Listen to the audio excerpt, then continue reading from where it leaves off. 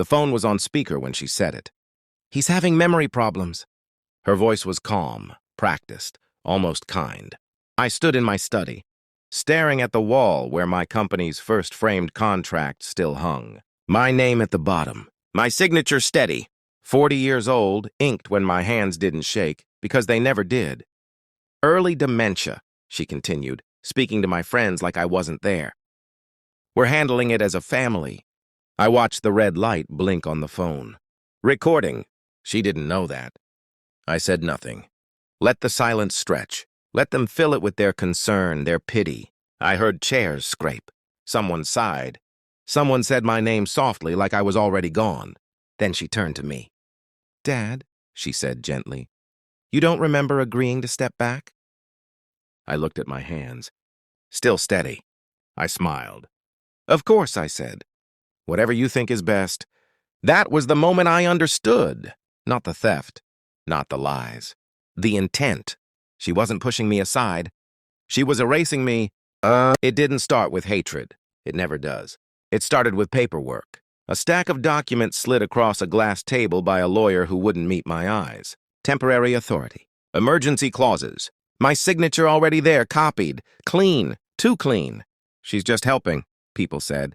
My daughter. My blood. I watched her move through my office like it already belonged to her, issuing instructions, canceling meetings, replacing my assistant with her husband's cousin. I said nothing. Inside, something folded in on itself. Then the calls stopped. Invitations disappeared. Friends I'd known for decades grew awkward, distant. They spoke slowly to me, loudly, like I was fragile. She had told them I forgot names, forgot dates, forgot my own history.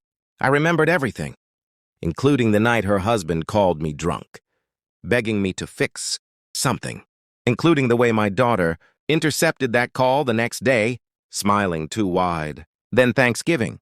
"If you want to join," my daughter-in-law snapped over the phone, "come wash the dishes." A test. I paused. "Enjoy," I said and hung up. That night, alone, I opened a different phone, one no one knew about, and started counting. I became invisible on purpose. I let them think the fog was thickening.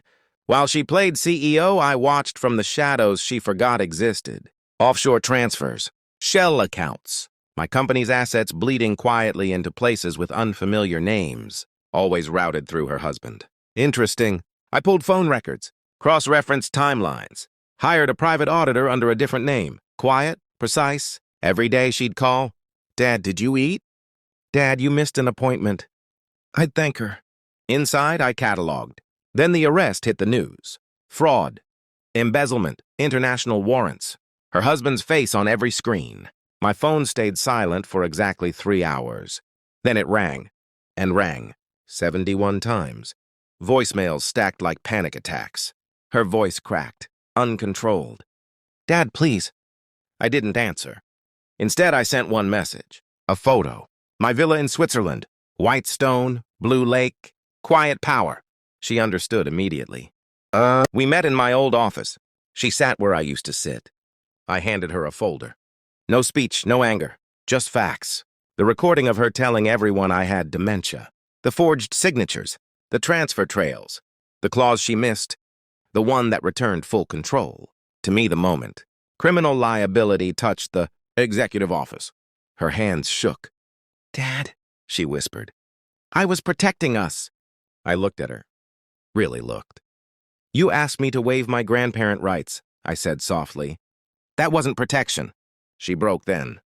Tears, excuses, stories. I waited. When she was done, I slid one last document across the table. My resignation, effective immediately. Her relief was instant. Until I stood up. "From the board," I corrected. "Not ownership." Her face emptied. I didn't take the company back publicly. I let the truth do it quietly. Audits triggered. Accounts frozen. Her name removed from every legal authority she'd stolen.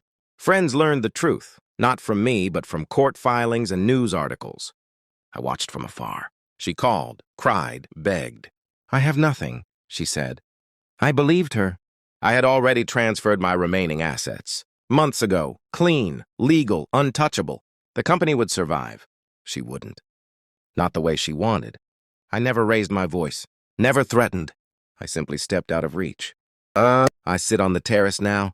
Mountains behind me. Silence earned, not given. I think about her sometimes. Not with anger, with clarity. Betrayal doesn't always come from enemies. Sometimes it wears your daughter's face and calls you sick so it can sleep at night. I don't correct the rumors anymore. Let them think I forgot. I remember everything. And that is why I won.